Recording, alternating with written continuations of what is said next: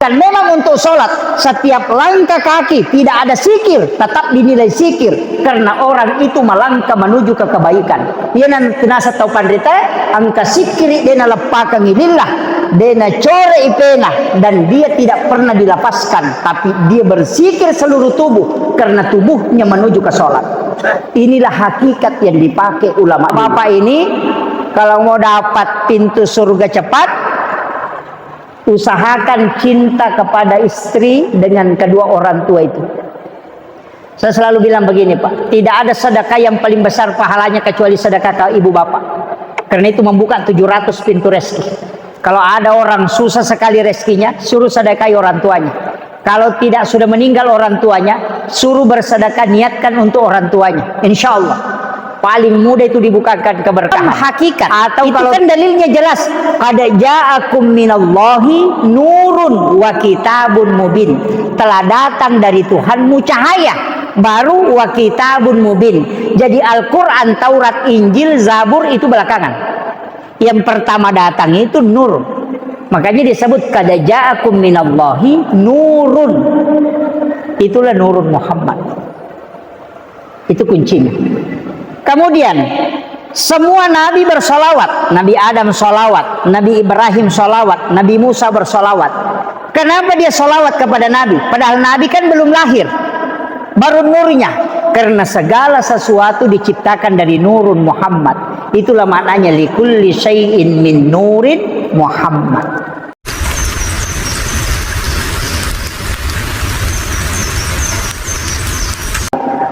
Yang kami muliakan, para imam, para tokoh masyarakat, ibu-ibu majelis taklim yang baru saja dilantik, terkhusus Bapak Imam Masjid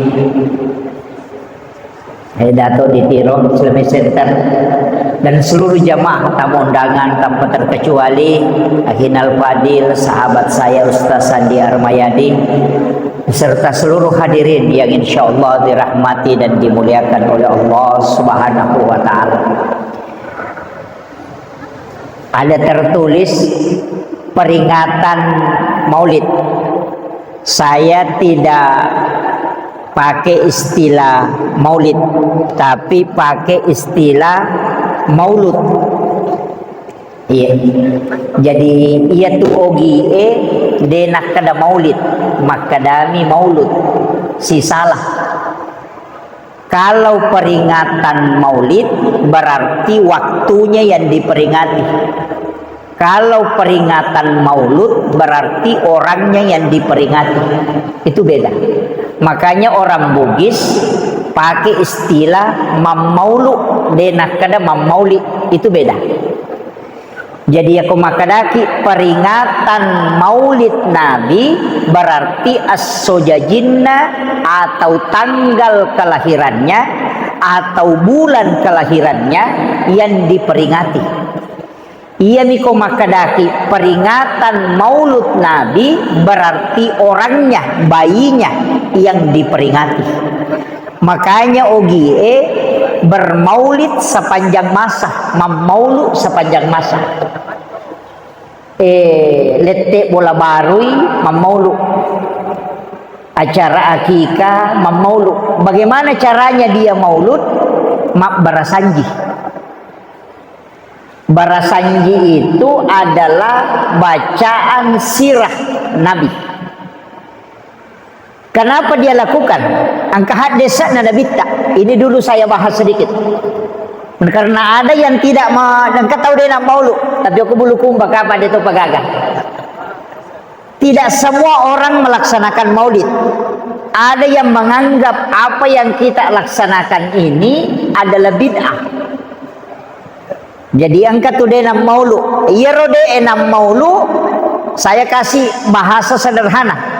Ia ro tau de enam maulud, tau mi tau tamaranaka. Karena kalau ditanya, maka dia tak maulud. Karena dia tu maulid bid'ah, dan bid'ah itu sesat. Yang sesat itu masuk neraka. Jadi ia ro tau de enam maulud, tau mi tau tamaranaka. Ia to si ro tau mam maulud tau melo tama suruga. Paham ya? Karena ketika ditanya kenapa maulid, saya buktikan cinta kepada Rasulullah. Kenapa kalau cinta kepada Nabi, nanti orang yang cinta itu akan bersamanya di dalam surga. Jadi ia tahu maulu tahu melo tama surga, ia tahu de enam maulu tahu mitau tama ranaka. Iya. Jadi jangan berdebat. Nanti ketemunya tidak tahu di mana. Iya. Kemudian ada hadis Imam Bukhari Muslim. Siapa yang lebih mencintai, tidak sempurna iman seorang muslim, dena suku tepat nasib dia selang kalau dia tidak lebih mencintai Rasulullah dibanding dengan yang lainnya. Hadis ini tidak dibaca secara teks oleh para ulama dulu, pewaris para nabi, tapi dia mengaplikasikan hadis ini di masyarakat. Ia ko ibaca bawami magampang, maka dadena suku tepat nasi dia selang, tidak sempurna iman seorang muslim kecuali dia lebih mencintai Rasulullah dibanding dengan keluarga dan dirinya. Tapi kalau diaplikasikan hadis ini, maka dia tidak akan menempati rumahnya. Nareko meli bola baru, dia tidak akan pindah rumah baru kecuali dia baca barasanji. Kalau dia beli mobil baru, dia tidak akan pakai mobilnya kecuali dia baca barasanji. Kalau dia bikin acara akikah, pasti dia baca barasanji baru dia makan kambingnya. Apa maknanya? Dia takut. Ia komeli oto, dek na pakai na rekode na barasanji. Dia takut kalau dia lebih cinta kepada kendaraannya daripada Rasulullah, sehingga dia dahulukan baca barasanji. Dia tidak tempati rumahnya bermalam kecuali dia baca barasanji sebagai bukti bahwa saya lebih cinta Rasulullah dibanding dengan rumahku. Itulah kenapa setiap apa yang dia miliki dia mengawali dengan barasanji. Ini harus ditahu dulu. Makanya dalilnya jelas, Bukhari Muslim, tapi hadisnya tidak ditempel, tapi hadisnya diaplikasikan. Nah, jadi aku nggak tahu maka dah letek bola baru. Kenapa barasanji? Saya takut kalau rumah ini saya lebih cintai daripada Rasulullah. Makanya saya awali dengan barasanji. Saya buktikan bahwa saya lebih cinta Rasulullah daripada ini rumah. Nah, itu cara ulama menerapkan satu hadis dalam kehidupan masyarakat kita dulu. Nah, itu tidak mudah kecuali memang ulama-ulama yang paham. Jadi kita ini maulud memperingati kelahirannya, bukan waktunya. Kalau waktu berarti hanya 12 Rabiul Awal, bulannya kita ambil Rabiul Awal, kalau tanggalnya 12, kalau harinya hari Senin. Tapi Nabi memperingati kelahirannya dengan berpuasa setiap hari Senin. Ini pun ulama terbagi dua. Ini saya harus jelaskan supaya tidak salah kaprah. Di sini ada yang sering puasa Senin Kamis. Biasanya mah puasa Senin Kamis, Bu ya.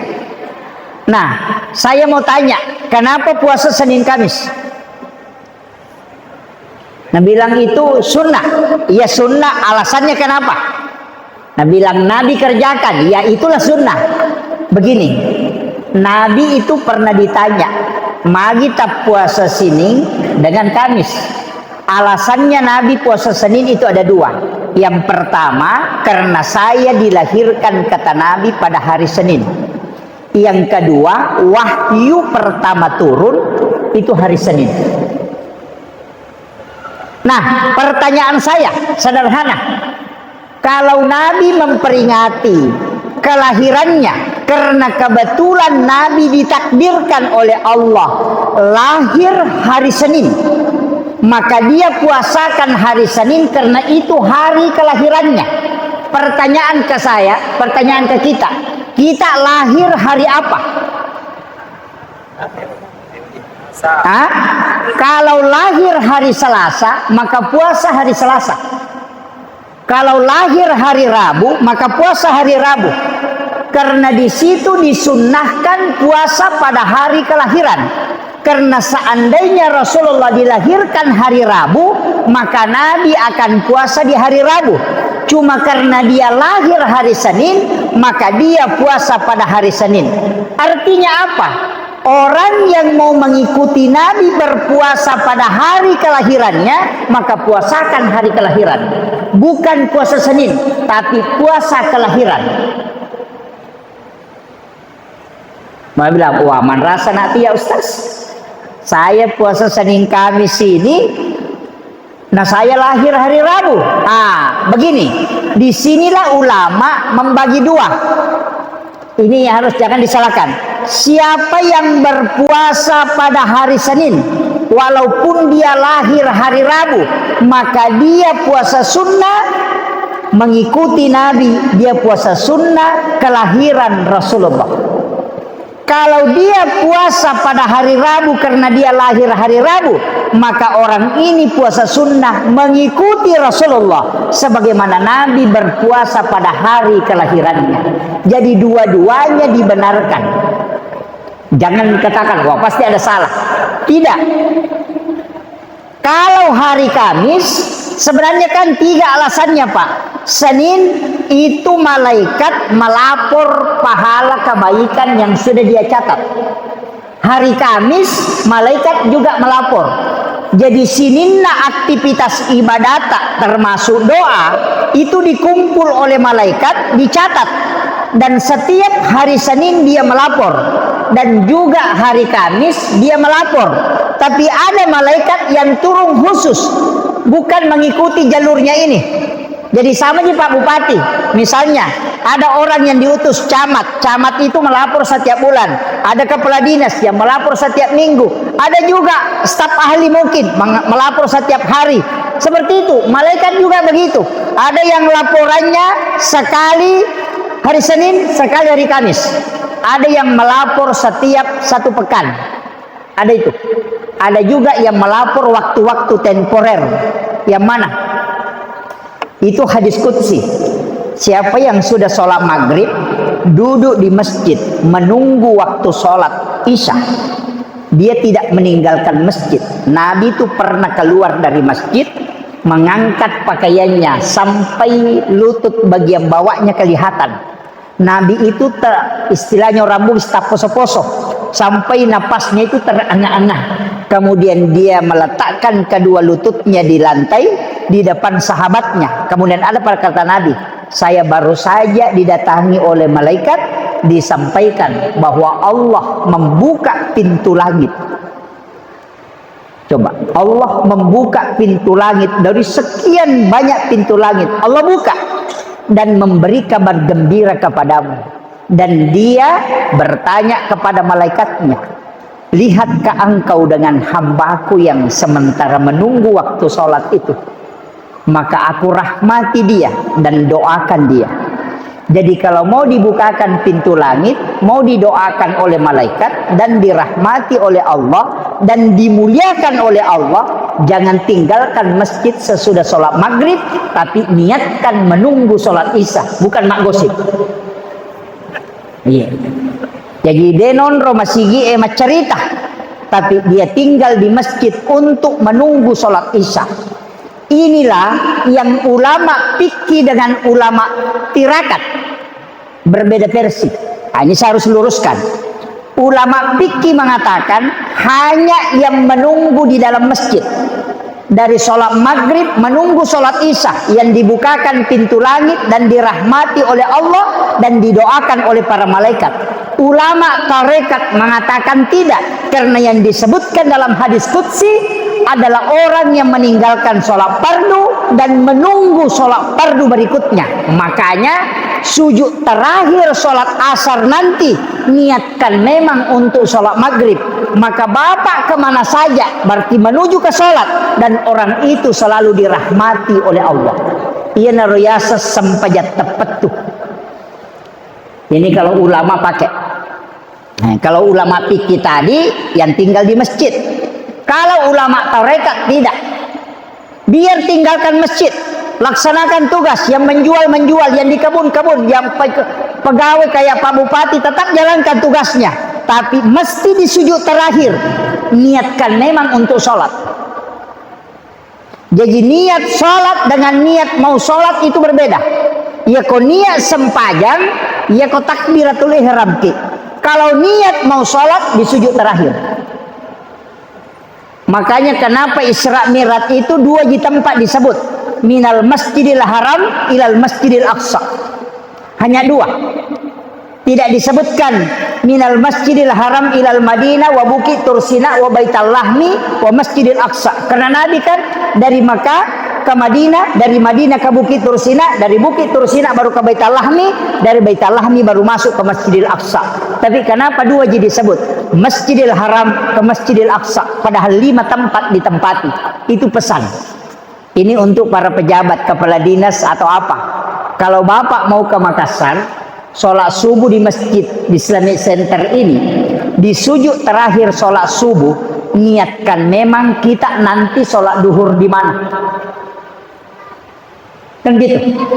Jadi misalnya saya akan sholat duhur di Maros misalnya, atau di Bantimurung lah. Sujud terakhir sholat subuh, niatkan memang untuk sholat duhur di sana. Nanti ketika melakukan perjalanan, tiba-tiba kecelakaan di tengah jalan kemudian meninggal, Allah itu tanya malaikatnya cuma satu, hambaku dari mana dan dia mau kemana? Maka dijawab oleh malaikat, dia dari sholat subuh di Masjid Islamic Center, dia mau ke Maros melaksanakan sholat duhur. Allah mengatakan, jangan kau periksa dia, karena dia meninggalkan rumahku menuju ke rumahku, dan dia tinggalkan sholat menuju ke sholat. Ia narona atau pandritai riolo, maka da sampajat tepat tu ipake na rekomelo ki salama. Kalau bukan ini dipakai, maka kita orang yang paling rugi. Karena banyak pejabat kalau mau jalan, apa dia bilang? Di mana ki nanti singgah makan? Ini yang banyak Pak keliru. Dan kalau kita putuskan sholat, dari sholat asar misalnya nanti kita putus sholat asar, salam tertutup, tidak disambung ke sholat maghrib, nanti kita bersikir baru dapat pahala, nanti kita baca Quran baru dapat pahala. Tapi ketika kita di sujud terakhir niatkan memang untuk sholat, setiap langkah kaki tidak ada sikir, tetap dinilai sikir, karena orang itu melangkah menuju ke kebaikan. Ia nanti nasa tau pandrita angka sikiri dena lepakang ilillah, dena core ipena, dan dia tidak pernah dilepaskan, tapi dia bersikir seluruh tubuh karena tubuhnya menuju ke sholat. Inilah hakikat yang dipakai ulama dulu. Kalau ini tidak dipakai, Pak Man Rasaki, 5 menit sholat duhur, 5 menit sholat asar, 5 menit sholat maghrib, 5 menit sholat isya, 5 menit sholat subuh, 5 kali 5 hanya 25 menit. Ya komak gosip isi tengah jak bangker. Ini penting saya sampaikan. Artinya, bagaimana dalam kehidupan ini kita terikat dengan ibadah. Itulah makna hadis Nabi yang diangkat oleh Imamul Ghazali dalam kitab Ihya Ulumuddin. Apa dia bilang? Rasulullah mengatakan, umatku adalah umat yang terbaik karena dia meninggalkan satu kebaikan menuju ke kebaikan yang lain. Maka saya wasiatkan, sambung semua. Kita sedekah subuh, niatkan memang sedekah subuh untuk subuh berikutnya. Kita tarawih terakhir di Ramadan, sujud terakhir, niatkan memang tarawih tahun depan.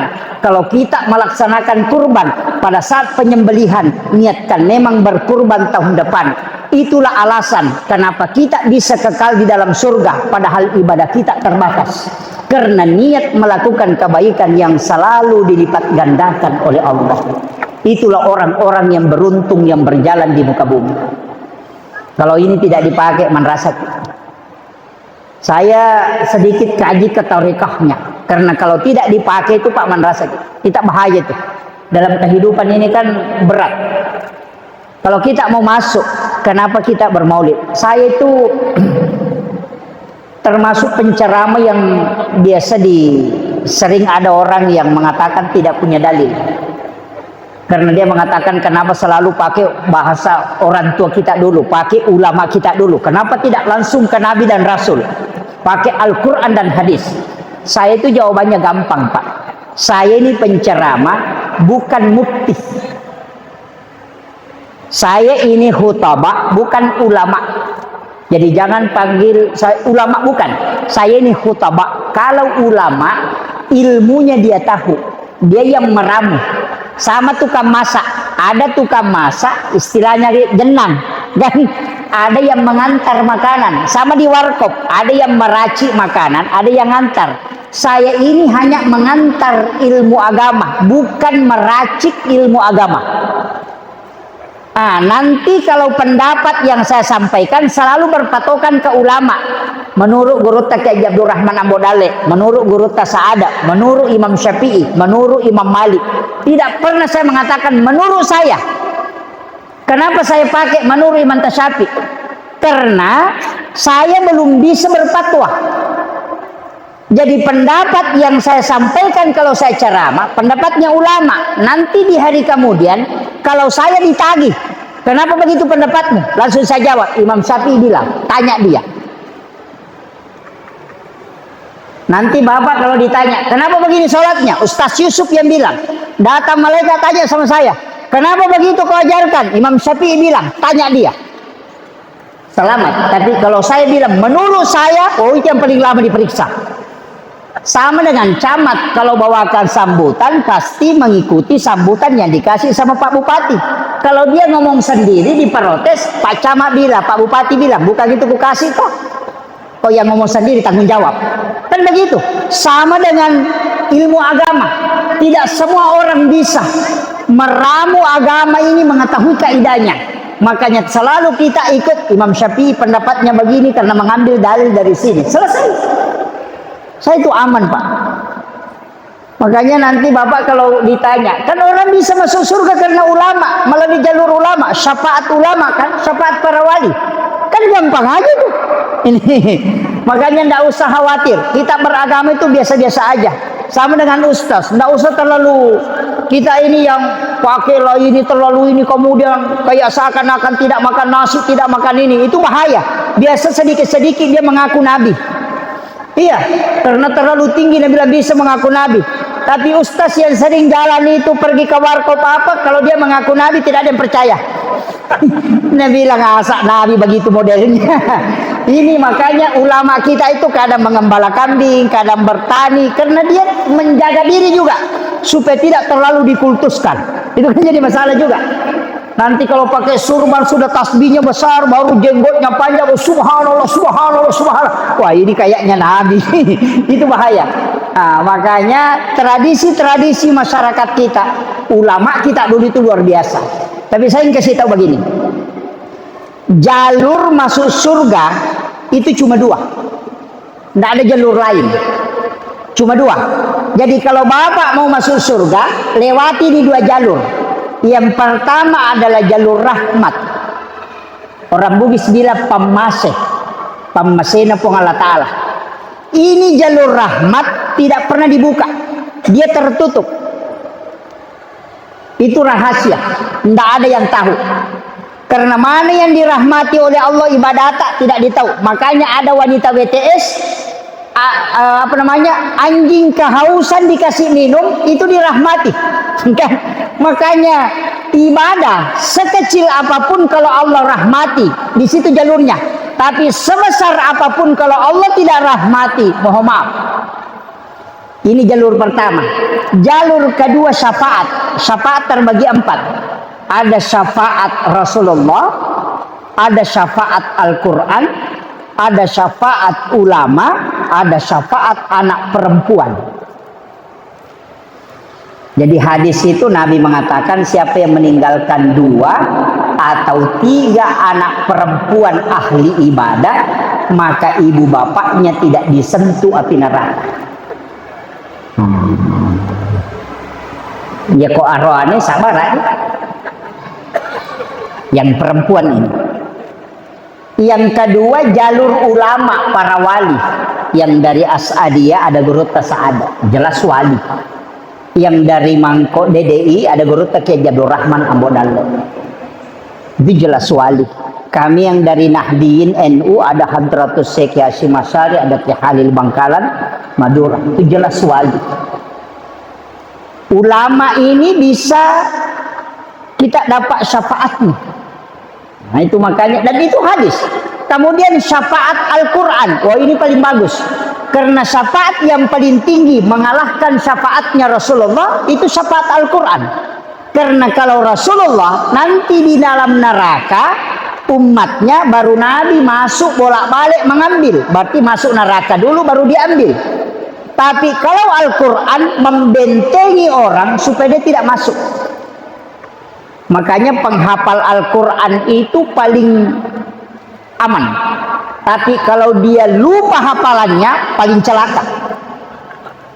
Iya, karena tidak ada yang membuat Rasulullah menangis di dalam neraka kecuali dia melihat penghafal yang sudah berenang di atas bara api, kemudian keluar api dari mulutnya. Itu para penghafal Al-Quran yang lupa hafalannya. Iya, makanya kalau mau selamat jangan hafal. Nah itu, iya.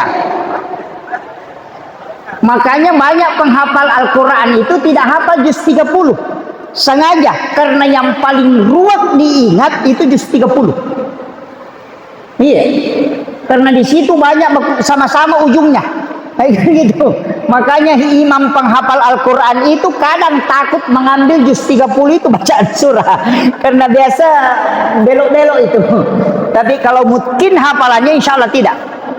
Iya. Kemudian, tapi jangan khawatir dengan itu. Karena jalur masuk surga itu tadi kan banyak. Saya bukakan. Dua jalur ini juga dua jalur ibadah. Jalur rahmat dari mana? Itu ibadah wajib. Jalur syafaat itu ibadah sunnah. Makanya semua ibadah itu terbagi dua. Salat ada wajib, ada sunnah. Haji wajib, ada umrah sunnah. Syahadat wajib, ada sholawat yang sunnah. Puasa wajib, ada puasa sunnah.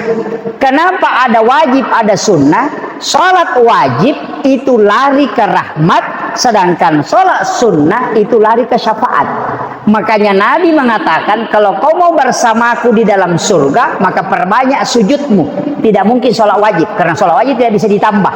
Yang bisa diperbanyak adalah sholat sunnah. Makanya ibadah itu, ibadah wajib hampir semua tidak disebut pahalanya, tapi ibadah sunnah disebut pahalanya. Kenapa? Karena wajib itu jalur rahmat, tidak butuh nilai pahala, tapi itu penghambaan. Ibadah sunnah itu butuh nilai pahala sebagai memotivasi orang untuk memperbanyak supaya dia bisa mendapatkan syafaat. Makanya ibadah terbagi dua, jalur masuk surga juga dua.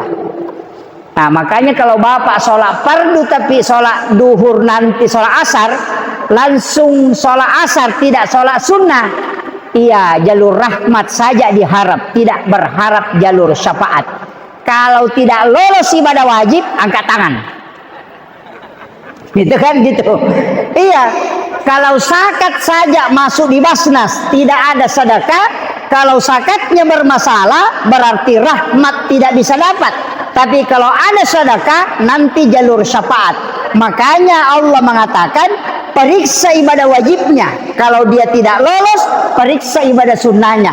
Artinya kalau bukan rahmatku, nanti syafaat nabinya. Itu kuncinya. Dari situlah kenapa kita harus menguatkan ibadah sunnah.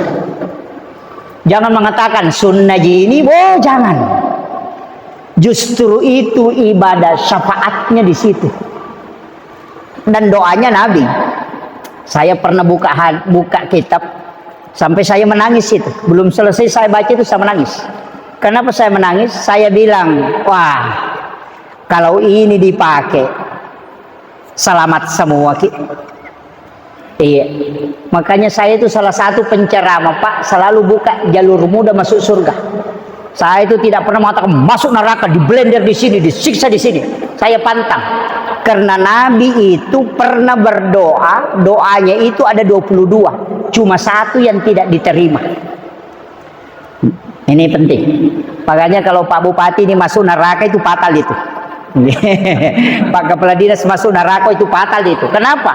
Karena ibadah ini sudah di stok oleh Nabi. Jadi Nabi itu sudah blok. Ini jalur masuk neraka, dia blok itu. Ini lewat di sini nanti, dia blok itu. Semua jalur masuk neraka itu Nabi blok. Dan itu hadis. Pertama, apa yang diminta Nabi? Ya Allah, pendekkan umurnya umatku. Pendekkan, jangan panjang. Makanya Nabi mengatakan likulli syai'in hasabi wa hasabi ummati baina sittina wa sab'in. Umurnya umat itu antara 60-70 tahun. Makanya kalau ada keluarga tak meninggal di umur 60 tahun bersyukur, karena itu Nabi yang memanggil itu. Cuma tidak baiknya kita mengatakan alhamdulillah sudah meninggal bapaknya. Jangan. 60-70 tahun itu Nabi minta. Kenapa Nabi minta? Apa kata Nabi? Saya khawatir kalau umurnya panjang dia melakukan dosa, terlalu lama dia bermaksiat, sehingga hisapnya lama. Tapi kalau pendek umurnya, diperiksanya sebentar. Kalau ada camat menjabat 20 tahun, pasti lama diperiksa. Kalau hanya 3 bulan, sebentar diperiksa. Iya begitu. Iya. Makanya hidup 60 tahun, lebih banyak tidurnya. Lebih banyak tidur itu, Pak. Kalau ada orang tidur jam 9 malam, nanti bangun jam 9 pagi, tidur lagi jam 1 siang, nanti jam setengah 3 sore baru bangun. Itu orang kalau 60 tahun umurnya, hanya 23 tahun dia hidup. Ya, lebih banyak tidur. Nabi itu kan minta supaya ini tidak lama. Kenapa? Karena kapan lama? Lama dihisap, yang kedua bisa berdosa. Kemudian apa diminta Nabi? Karena pendek umurnya umatku, dia kasih tahu Allah, ya Rabb, karena umurnya umatku pendek, maka saya minta 2 hal. Yang pertama, ketika dia melakukan kebaikan lipat gandakan. Tapi kalau dia melakukan dosa cukup 1. Tapi ketika dia bertaubat, kau ganti dengan kebaikan. Coba. Ini yang kalau orang tahu, Pak, ini mungkin jalur korupsi. Ya kan? Ketika dia salah, cukup 1 kau tulis. Tapi ketika dia melakukan kebaikan, maka tulis sampai 10 kali lipat. Tapi ketika dia salah dan dia bertaubat, maka kau hapus itu dan ganti menjadi kebaikan. Coba. Itu saking mudahnya. Sudah itu apa kata Nabi? ini Nabi. Di mana kita bisa masuk neraka, Pak? Oh, jalurnya masuk neraka ini pintu. Nabi ketika keluar dari neraka, dia tanya neraka, wahai neraka, apakah ada yang bisa dibaca umatku sehingga tidak masuk ke sini? Neraka bilang, itu hadis sahih. Neraka bilang, ada Muhammad, suruh umatmu baca Allahumma ajirni minan nar salasa marat. Aku akan menutup pintuku sehingga dia tidak masuk. Makanya sesudah salam itu kan dibaca Allahumma ajirni minan nar, Allahumma ajirni minan nar. Cuma kadang kita disuruh baca Allahumma ajirna karena kita punya anak istri.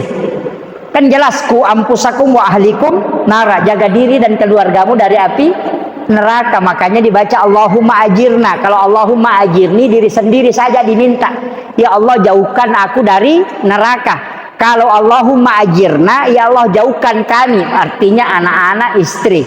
Kalau imam baca Allahumma ajirna, jangan bilang Allahumma ajirni, sendirinya itu mau masuk surga, jamaahnya masuk neraka. Makanya itu diblok. Makanya saya sampaikan, baca betul-betul doa ini kalau sudah sholat. Nanti selesai salam jangan langsung berdiri, istighfar dulu 3 kali. Astagfirullahaladzim, astagfirullahaladzim, astagfirullahaladzim. Kenapa kita istighfar 3 kali? Karena 3 dosanya orang yang sholat. Yang pertama dosa bacaan yang tidak sempurna. Yang kedua dosa gerakan yang tidak sempurna. Yang ketiga dosa ingatan yang tidak sempurna. Karena ada orang ruku tidak sempurna rukunya, ada orang bacaannya tidak sempurna. Istighfar 3 kali menghapuskan kesalahan dalam sholat. Makanya istighfar 3 kali. La ilaha illallah wahdahu la syarika lahu lahul mulku wa huwa ala kulli syai'in qadir. Kenapa dibaca 10 kali? Nabi mengatakan walaupun sebesar buih di lautan, dosamu akan diampuni oleh Allah. Kemudian baca Allahumma ajirni minan nar, maka itu menutup pintu neraka. Itu hebatnya Rasulullah meminta jalur keselamatan. Di mana lagi bisa kita masuk neraka? Di alam kubur bisa disiksa. Nabi sudah minta surah Al-Munji'ah. Makanya ini bapak ibu di belakang, saya minta kalau malam Jumat baca Yasin, setiap malam usahakan baca Quran suratul Mulk, Tabarakah. Karena suratul Mulk itu disebut Nabi sebagai surah Al-Munji'ah, perisai dari asap kubur. Kalau mau tidak disentuh asap kubur, maka baca suratul Mulk sampai hafal. Ya kutulle mapla suratul mulk tabaraka insyaallah. Dan orang yang ada wudunya kemudian membaca suratul mulk sampai dia hafal, itu jasadnya tidak akan dimakan oleh tanah, akan utuh sampai kain kafannya itu tidak akan hancur. Itu barakahnya suratul mulk itu. Ya. Ini penting saya sampaikan ini supaya kita bisa mengamalkan itu. Nggak susah. Dan bilang, "Weh, panjang Pak Ustaz kalau suratul mulk." Kalau panjang suratul mulk, ada satu surah Nabi janjikan, siapa yang mencintai surah ini dan menghafalnya, maka dia akan mendapatkan syafaatku. Apa? Surah Al-Kautsar. Hafal surah Al-Kautsar? Kalau tidak hafal, inna atena. Kalau tidak hafal inna atena, mati saja. Iya. Nabi itu diberi hadiah dengan surah Al-Kautsar. Makanya ketika anaknya Ibrahim wafat, itu Nabi gundah gulana. Maka turunlah surah Al-Kautsar ini untuk menenangkan hatinya Rasulullah. Maka ulama mengatakan setiap yang bergejolak itu bisa ditenangkan dengan surah Al-Kautsar. Makanya ibu-ibu kalau goreng ikan tidak mau meletus, suruh baca Al-Kautsar baru dia letakkan ikannya di minyak, itu tidak akan meletus. Orang yang goreng telur baca Al-Kautsar baru letakkan telurnya di minyak, itu tidak akan meletus. Dan itu dibuktikan dari dulu turun-temurun orang tua kita. Dan itu terbukti. Sama kalau kita naik perahu kemudian ombak besar, baca aja itu. Ambil itu air yang terpercik ke atas, pegang kemudian bacakan surah Al-Kautsar baru kasih jatuh kembali. Itu diam itu. Naik pesawat kalau cuaca tidak bagus, tempel tangan di pinggir pesawat itu, baru baca surah Al-Kautsar. Insya Allah tenang itu. Itu dari dulu ulama kita pakai itu. Bahkan anak yang rewel itu bisa dibacakan surah Al-Kautsar, tapi dibaca dengan satu napas. Itu dibaca dengan satu napas. Saya dapat ilmu itu dari salah satu mursyid tarekat. Itu hebatnya surah Al-Kautsar itu, Pak. Itu sampai ayam yang disembeli, enggak usah. Kalau ayam enggak usah. Kalau ayam yang disembeli, kalau kita dia tidak mau terlalu bergerak, letakkan kemudian baca surah Al-Kautsar satu napas, baru tindih sedikit begini baru lepas. Itu tidak terlalu bergerak itu. Bahkan ada yang tidak bergerak itu sampai mati. Itu pada istilahnya bukan kita ambil terjemahannya, tapi barakahnya surat ini luar biasa. Itu makanya kalau ada orang suka marah-marah, istri yang suka marah-marah, bacakan surah Al-Kautsar. Iya. Tapi istri itu kan marah-marah juga pasti ada alasannya. Iya. Kadang karena mau kedatangan tamu, kadang juga bapaknya memang ya bikin jengkel. Iya. Saya itu terus terang sampaikan, kalau mau hidupnya berkah, cintai istrimu sepenuh hati. Itu aja kunci. Para pejabat yang hadir, siapapun, kalau mau rusak, maka cobalah melakukan penyelewengan. Istilah sekarangnya selingkuh, pasti jatuh. Sehebat apapun orang kalau dia melakukan perzinahan, pasti jatuh.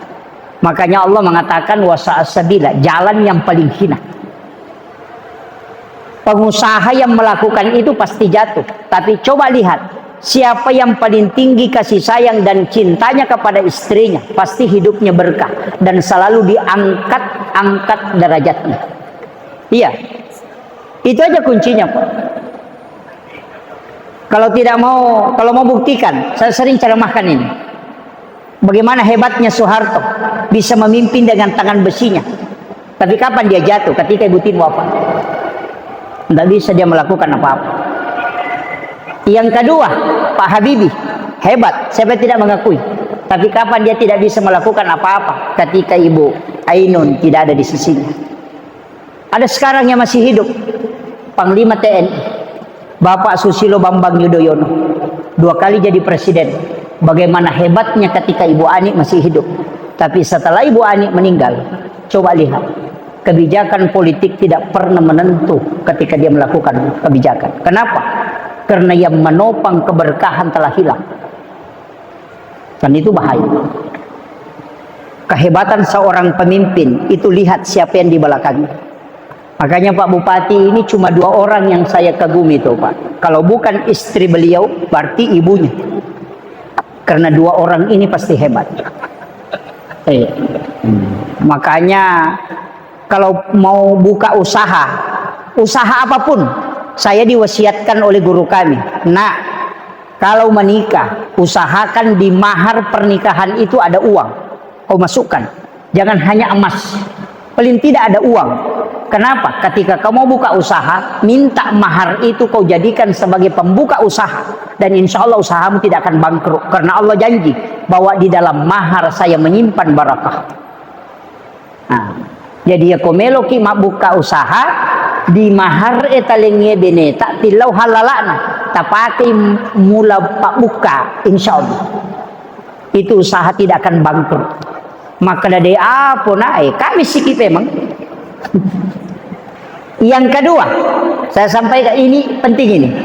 Perempuan suruh dia berdoa karena 3 kali lebih cepat doanya diijabah dibanding laki-laki. Itu hebatnya wanita. Makanya saya itu Pak jarang sekali berdoa. Paling dipastikan itu paling jarang. Saya kadang berdoa itu hanya untuk santri, hanya untuk jamaah. Kalau untuk pribadi jarang. Saya selalu minta ke istri itu. Saya cuma bikinkan ini yang saya butuh begini, saya ini minta. Dan ketika wanita yang sujud itu malaikat sudah menunggu, pintu langit sudah terbuka sebelum dia mengangkat kepalanya. Itu saking berkahnya seorang wanita. Makanya kan saking mulianya wanita di hadapan Allah, menyiapkan saja minum untuk suaminya itu mengalahkan pahala jihad, kata Nabi. Coba. Makanya wanita itu kalau mau masuk surga paling gampang. Cuma kadang dia selalu cari jalan masuk neraka. Ya kan? Iya, paling gampang itu kalau mau masuk surga, Bu. Nah, jaminannya gampang sekali.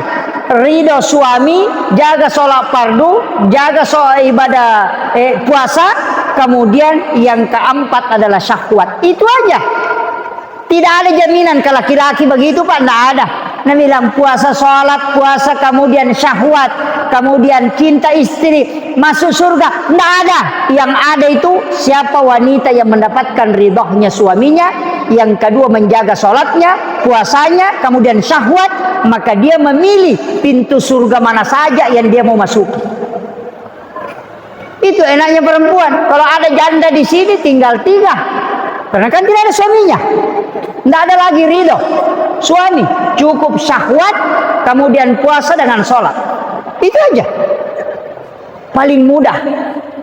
Cuma bapak-bapak ini kalau mau dapat pintu surga cepat, usahakan cinta kepada istri dengan kedua orang tua itu.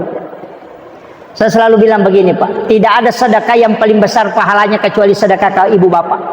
Karena itu membuka 700 pintu rezeki. Kalau ada orang susah sekali rezekinya, suruh sedekahi orang tuanya. Kalau tidak sudah meninggal orang tuanya, suruh bersedekah, niatkan untuk orang tuanya. Insya Allah paling mudah itu dibukakan keberkahan. Atau kalau tidak, sedekah kepada istri, memberikan uang. Makanya uang itu kasih semua istri tak. Nanti sudah itu baru minta. Saya begitu Pak. Saya kasih semua dulu. Dia sudah pegang, dia doakan, baru saya minta. Kasih saya sekian, saya butuh sekian untuk saya pakai. Dan tidak bisa juga laki-laki tidak bawa uang. Nanti singgah di warkop minum kopi, ada sahabatnya, Nabi bilang, wah, kau kepala dinas. Wah, ini sudah kepala dinas, masa kita yang traktir kopi, wah itu jadi masalah. Makanya tetap harus bawa uang. Nah itu, itu begitu. Cuma sekarang kan orang tidak pakai barakahnya itu. Kemudian, ini saya ceramah sampai asar ya. Jam berapa masuk asar Ustaz? Ya, tinggal 10 menit. Oke, saya ambil maratonnya. Nabi dalam versi tasawuf itu ada 2. Ada Nurun Muhammad, ada Muhammad. Kenapa disebut Nurun Muhammad? Karena dia nur sebelum jasad. Makanya solawat untuk nur disebut solawat Jibril. Bentuknya fi'il madhi. Kemudian solawat untuk Muhammad itu disebut fi'il mudhari'. Makanya sallallahu ala Muhammad itu bentuk fi'il madhi, bentuk lampau. Kenapa bentuk lampau? Karena belum jadi jasadnya. Makanya Nabi itu, Nabi tak pamulangi ri hakiki, pacapuran ri lahirannya.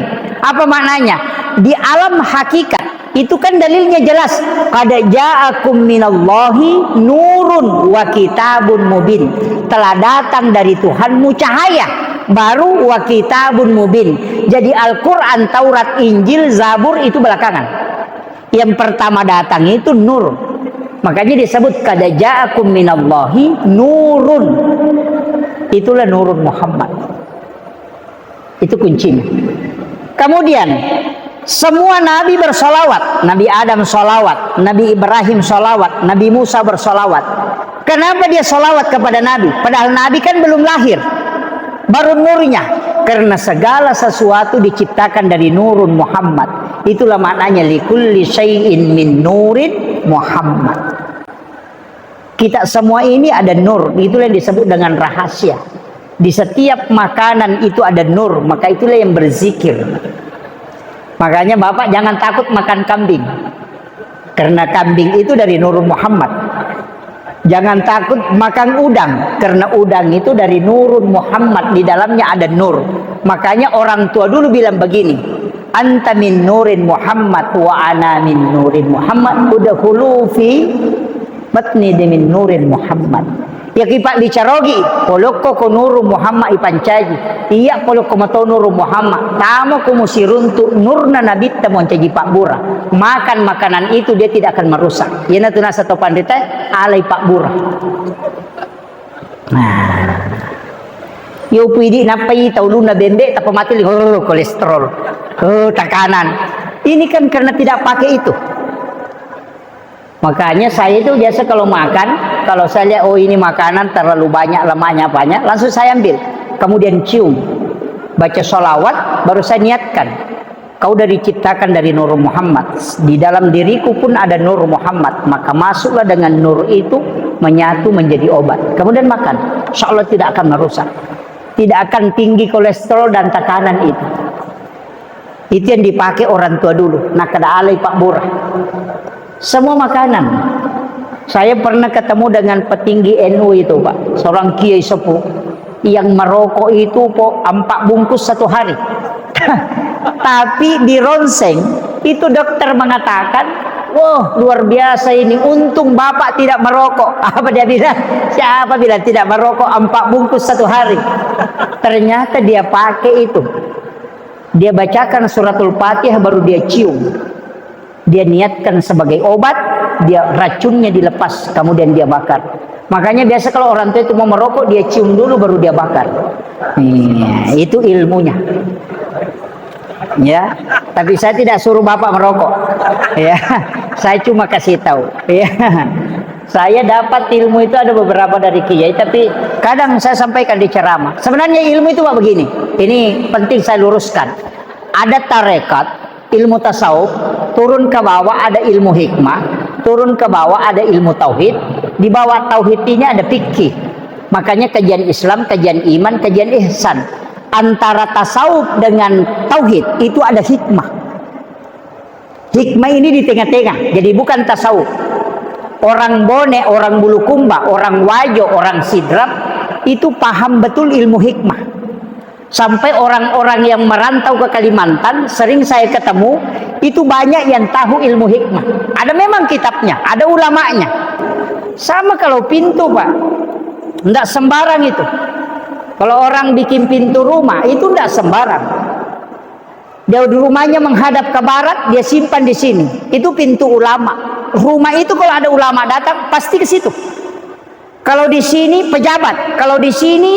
Makanya kalau dia bilang, kalau kau jadi caleg, mau jadi anggota dewan, kalau di sini kok rumahmu tinggal, tidak terpilih kok, karena pintunya yang tidak cocok. Itu ilmunya orang dulu, tapi saya tidak bongkar itu. Cari sendirilah. Iya, itu ulama dulu sudah tahu, sampai mengukur rumah itu bisa dia ukur. Semua diukur 9 baru dilipat, itu bisa dia tarik itu. Itu ilmu hikmah. Tidak usah terlalu jauh, pakai aja yang sederhana. Kalau ada orang anak pertama laki-laki, maka kemungkinan besar yang meninggal di dalam situ adalah bapaknya dulu. Kalau anak pertamanya perempuan, maka yang pertama meninggal itu ibunya. Itu 90 sekian persen itu benar, tapi tidak mutlak. Bisa diteliti itu. Dan kalau anak pertama sifat baik bapaknya diambil, sifat jelek ibunya diambil. Kalau anak kedua sifat jelek bapaknya diambil, sifat baik ibunya diambil. Jadi kalau mau tahu sifatnya anak pertama dan kedua gampang sekali. Lihat sifat kedua orang tuanya. Itu melekat itu. Itu ilmu hikmah. Itu hitung-hitungan, Pak. Ilmu ini sudah ada sejak dulu. Sayyid Abdul Hamid Al-Qudsi ada kitabnya namanya Kansun Najwa was Surur. Itu dipakai kitab pedagang itu. Sampai dia bisa tahu bahwa hari ini begini terisi, kalau ini kosong, kalau mau merantau pakai ini. Itu karena ada ukurannya. Kenapa sesudah Jumat itu bagus sekali? Karena pintu langit terbuka. Makanya biasa orang pindah rumah itu pas selesai sholat Jumat. Karena itu dia pakai. Ilmu itu ada kaitannya dengan agama. Dan ini yang disebut hikmah. Ini sudah masuk asar ya. Yang terakhir, konsep Muhammad itu dengan Ahmad. Kalau Nur Muhammad itu disebut Ahmad. Kalau Muhammad secara utuh itulah badan. Saya bilang begini, orang Bulukumba masih pakai songkolo 4 macam. Soko Petanrupa kan, hitam, kuning, putih, merah. Apa maknanya? Merah itu simbol api, kuning itu simbol angin, hitam itu simbol tanah, putih itu simbol air. Kenapa 4 unsur ini? Karena 4 unsur ini, api itu huruf alif karena dia berdiri. Kalau angin itu ruku, makanya huruf H. Kalau tanah ini sujud, makanya huruf mim. Kalau air ini duduk, makanya huruf dal. Alif, H, mim, dal. Tulisannya Ahmad. Siapa itu Ahmad? Itulah Nur Muhammad. Manusia diciptakan dari 4 unsur. Dari api, dari angin, dari tanah, dari air. Maka dalam diri kita ini ada Ahmad. Tapi ketika kita sholat, kepala mim, dada ha, pinggul mim, kaki dal. Tulisannya Muhammad. Jadi badan ini tulisannya Muhammad. Tapi kalau dia sholat adalah Ahmad. Itulah maknanya. Pasid diwinurna sibawa nabitta. Ketika engkau berdiri sholat, itulah hakikat Nur Muhammad. Itu juga hakikat penciptaan. Jadi ya kau enggak tahu dena sempajang, namo maga si kiri nah, tanya tahu ya tuh, tahu nih. Karena dia tidak ada hakikat Ahmadnya, yang ada hanya Muhammad. Akhirul kalam, wallahul muwaffiq ila aqwamit thoriq. Assalamualaikum warahmatullahi wabarakatuh.